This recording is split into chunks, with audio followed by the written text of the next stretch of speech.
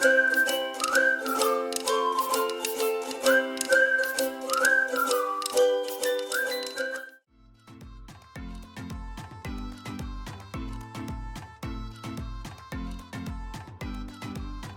a long day on the snow, what could be better than a warm bowl of homemade chili?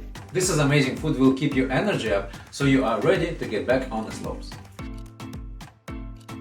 Normally it takes about an hour and a half to cook it, but using an Instant Pot you can cut this time in half. Hello, my name is Ilya and welcome to my channel. Become a hero in the kitchen. On my channel I will inspire you with proven, fun and unique international recipes delivered weekly and cooked using modern kitchen gadgets such as air fryer, Instant Pot, pizza oven, sous vide and much more. Let's get cooking.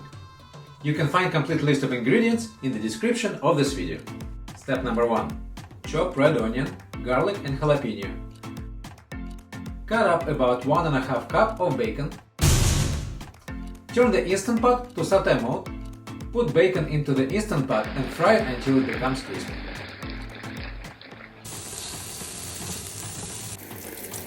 Then take out bacon from the Instant Pot and leave all the bacon fat inside. We will use it to cook other ingredients.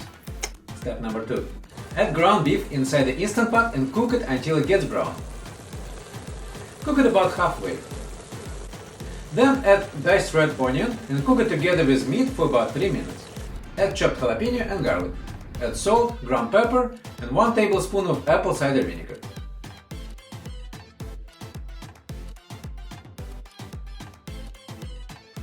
Add 3 cans of beans into the Instant Pot, fried bacon, brown sugar, tomato sauce, molasses, Worcestershire sauce and mix it all together.